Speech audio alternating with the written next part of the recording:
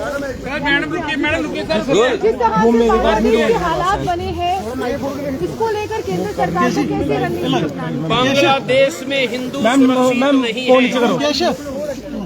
पूरा देश का हिंदू आएगा ना बीच में, पूरा देश का हिंदू बस बच्चों बांग्लादेश के प्रश्न पर उद्वेलित है।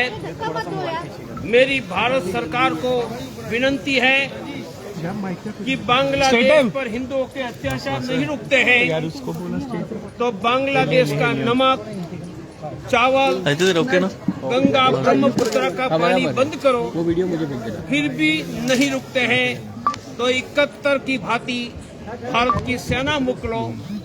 यदि डोनाल्ड ट्रंप नाइजीरिया के क्रिश्चियनों के लिए सेना भेज सकते हैं तो बांग्लादेश हमसे सटा हुआ है। मेरा दृढ़ विश्वास है कि मेरे बड़े भाई, मेरे लंबे समय के दोस्त नरेंद्र भाई जरूर बांग्लादेश के हिंदुओं की रक्षा करेंगे। सर, जिस तरीके से जम्मू के अंदर जो यहाँ के पॉलिटिशियंस हैं उनकी छुट्टी है, कोई भी बात नहीं कर रहा। आज तो ये कह दिया गया है कि लिंचिस्तान जो है भारत को कह देना चाहिए। पॉलिटिशियन को क्या कहना वो तय करें। जिनको भारत प्रिय नहीं है, भारत के रहना कठिन है, या कृपया तुरंत पाकिस्तान चले जाए, वहाँ उनको भूखा मरने का मौका मिलेगा।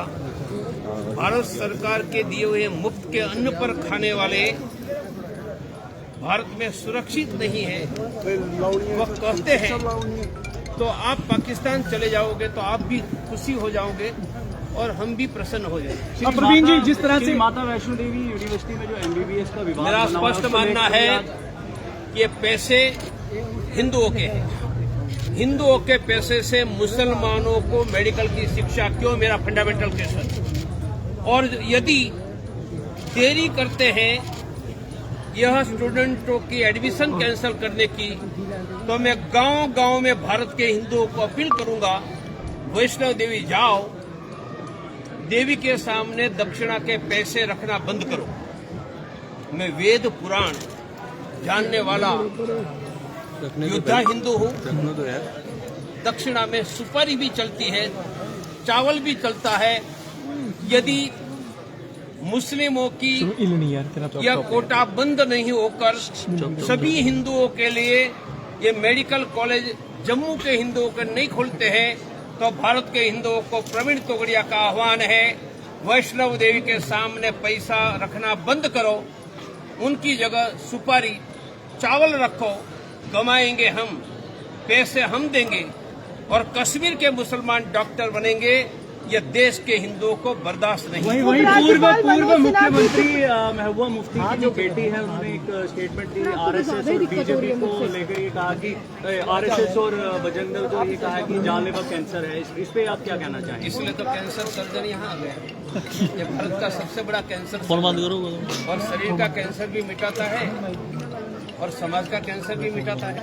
इसलिए कैंसर सर्जन हमारे पास उपलब्ध है। अब प्रवीण जी, पूछना से यहाँ पर उपराज्यपाल इस एक पूरे श्राइन बोर्ड की उनकी चुप्पी किस ओर इशारा कर रही, क्योंकि वो बोल नहीं रहे और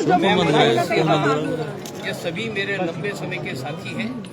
उनसे विनती करूंगा कि हिंदुओं के श्रद्धा के पैसे से मुसलमानों को डॉक्टर बनाना भारत को बर्दाश्त नहीं है।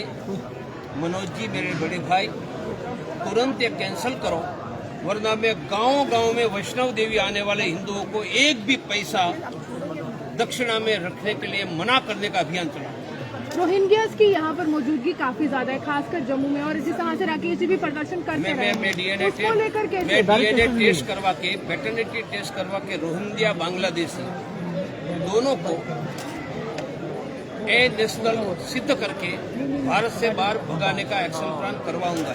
प्रवीण जी, प्रधानमंत्री हिंदू, यहाँ पर लेफ्टिनेंट गवर्नर हिंदू, लेकिन उसके बावजूद भी जिस तरह से अन्याय ये हो रहा है, आप उनकी इस तरह मेरा मानना है कि नरेंद्र भाई को पता नहीं होगा और शायद हमारे लेफ्टिनेंट गवर्नर को भी थोड़ी जानकारी नहीं मिल रही होगी।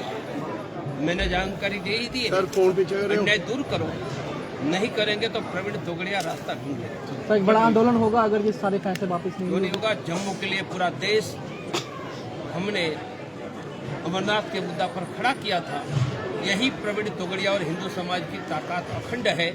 मैं जम्मू के हिंदुओं को अन्याय नहीं होने दूंगा। जनसंख्या कानून को लेकर भी आपने आज कहा है कोई वाले कहते हैं, हमने राम मंदिर भगवान की कृपा से बना लिया, अब तो जनसंख्या नियंत्रण कानून तो उससे आसान है। बहुत बहुत थैंक यू। मेरा नंबर लिख लो।